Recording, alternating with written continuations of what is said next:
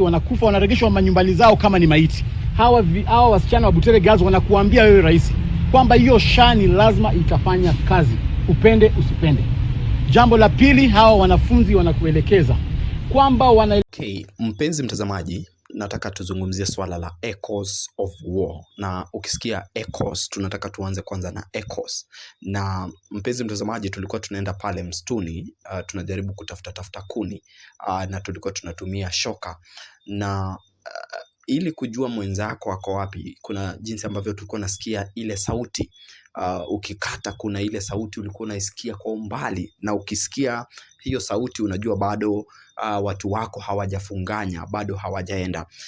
Basi inamaanisha nini concerning na echoes of war? Echoes of war ni kusema kuna sauti zinasikika tu za vita, lakini kuna vita iko mahali pengine, ama kuna vita itasikika mahali pengine, ama kuna vita itakuja.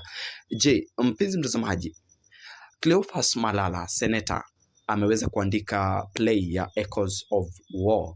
Na mpenzi mtazamaji, je, kuna uwezekano kuna vita zaidi ambazo huenda tukatarajia? Kwa sababu kile amekitaja hapa, amekizungumza kwa undani, akasema kuna vita dhidi ya ufisadi, kuna vita dhidi ya uongozi ambao hauko sawa na hali kadhalika. Je, kutokana tu na neno Echoes of War, tuseme ni sauti zinasikika tu, lakini kuna vita zinakuja. Je, mpenzi mtazamaji, huenda Echoes of War itaishia pale, ama ni kivuli? Wacha tutumie mfano mzuri, mpenzi mtazamaji. Naitwa Ikuwa Wanganga na hapa ni Pap TV. Ikuwa Wanganga present, of course, mpenzi mtazamaji. Wakati tunatumia Kiswahili kizuri, pengine tutasema ukiona moshi, ama hakuna moshi bila moto, ama dalili ya mvua ni mawingu. Na ndiposa Echoes of War inakuja hapa kuzungumza tu ya kwamba huenda wanafunzi wa Butere Girls kuna uwezekano, kwa sababu ni wachanga, huenda wataweza kunyamazishwa. Na Echoes of War imekuja hapa kusema kuna vita ambavyo pengine itakuja kuinuka, ambayo haitakuwa ni vita vya kuzima kirahisi. Kuna moto ambao utawaka dhidi pengine ya ufisadi, dhidi ya uongozi mbaya, ambao hautakuwa na uwezekano wa kuuzima kiharaka ama kirahisi. Mpenzi mtazamaji, ukisikia Echoes of War, maoni yako ni gani? Unafikiria ni nini? Kwa sababu echoes si kitu actual. Na in fact Malala. Okay, mpenzi mtazamaji, ujambo na karibu. Hapa ni Pap TV na story ambayo inaendelea kutrend. Mpenzi mtazamaji, mimi naitwa Ikuwa Wanganga. Ni kwamba kuna story inajiita Echoes of War, ambayo ni script imeandikwa na Senator Malala Cleophas. Na mpenzi mtazamaji, kingine ni kwamba ameweza kueleza the composition ama hii Echoes of War ambayo imeleta tawashishi ama imeleta mvurutano ama tuseme drama katika taifa la Kenya. Cleophas Malala ameweza kuzungumza na wanahabari na akaweza kusema Echoes of War, hakuna kitu ambacho ni kizito ambacho serikali pengine inafaa kuhofia, kwa sababu ameweza kusema, kwa mfano wanafunzi wanajaribu kusema masomo ambayo tunayasoma, tunataka masomo o education system ambayo itakuwa na impact kwa maisha yetu. Hatutaki kusoma thorax na abdomen alafu tukuje field tupate ni masomo ambayo pengine hayatusaidii. Hatutaki tu kuambiwa CBC na pengine haina impact. Kwa hivyo wanasema tunataka education system ambayo itatusaidia sisi kama wanafunzi. Kingine ambacho Cleophas Malala ameweza kusema ni ya kwamba ndani ya Echoes of War ambayo inafaa kusikizwa na kuwekwa pale National Theatre na hali kadhalika, inazungumza, wanafunzi wanajaribu kuzungumza kwamba tunataka uongozi bora, good governance. Tusiwe tu tunaona viongozi ambao wao wakishindwa tunaona wako barabarani wamebeba sufuria, wamefanya nini, lakini sisi tunapoitisha haki yetu tunaonekana kana kwamba hatufai kufanya vile. Kwa hivyo basically kitu ambacho Cleophas Malala anasema, japokuwa tutarudi mahakamani tupate court order ya kuruhusu tu perform, wanafunzi wa perform, hakuna kitu ambacho wanafaa kukiogopa, kwa sababu play hii ama mchezo huu uko tu ni kitu tunasema symbolism ama mfano, ni mchezo wa kuigiza, it is not actual, it is fictional. Na mpenzi mtazamaji, ameweza tu kuzungumza ya kwamba pia wanafunzi ndani ya hiyo play wanajaribu kukataa ama kukatana na uongozi ambao uko na corruption ama ufisadi. Kwa hivyo mpenzi mtazamaji, composition ya play hii ambayo Cleophas Malala anasema ni mimi niliandika. Tunajaribu tu kuzungumzia mambo ya uongozi bora, na sijui kwa nini play hii inapingwa. Sijui tutaweza kuhakikisha kwamba, mpenzi mtazamaji, tunaingia ndani kuchunguza pengine ni mambo gani ambayo pengine uongozi unaogopa kusikiza. Wale ambao walikuwa ni wanafunzi wa literature kitambo, kuna kitabu kwa mfano kilikuwa kinaitwa Betrayal in the City. So si kitu cha kwanza. Kwa hivyo, mpenzi mtazamaji, wale ambao ni waandishi ama wasomi wa literature ni watu ambao wanafaa kujua ya kwamba such a play imekuweko. Kuna michezo mingi ambayo imekuwa ya kuigiza, because anasema hatujaweza kutaja mtu. Kwa hivyo hatuna hatufahamu ni kwa nini watu fulani wanaogopa mchezo huo. Na mpenzi mtazamaji, sijui kwa maoni yako unafikiria ni kwa nini kuna hofu, wanahofia mchezo huu sichezwe? Unafikiria ni nini serikali pengine inahofia? Hadi tumeona tear gas zikitumika. Malala pia ameweka allegations ya kwamba kumekuwa na live bullets, wanahabari wamekuwa tear gassed.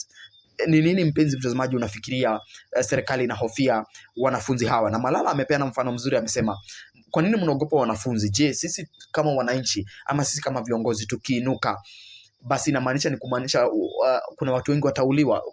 Mpenzi mtazamaji, sijui maoni yako ni gani? Ni nini serikali inahofia? Kwa maoni yako. Naitwa Ikuwa Wanganga na hapa ni Pap TV. Subscribe, comment, share, na jinsi ambavyo unaweza tupiga support pale ni kuchukua simu yako na dial *802# account 845124 *802# account 845124. Tupatane kwa the next video, lakini kwanza nataka usikize Cleophas Malala, Senator Cleophas Malala akizungumzia swala la play ya Echoes of War. Alafu mpenzi mtazamaji, utuandikie maoni yako, tuambie unafikiria serikali ni nini inahofia, kwa sababu already Cleophas Malala ameeleza wazi ama peupe Echoes of War ni nini kiko ndani, na waache kuogopa. Mpenzi mtazamaji, tupatane kwa the next video, but kwanza hebu tazama Cleophas Malala akisema Echoes of War imebeba nini.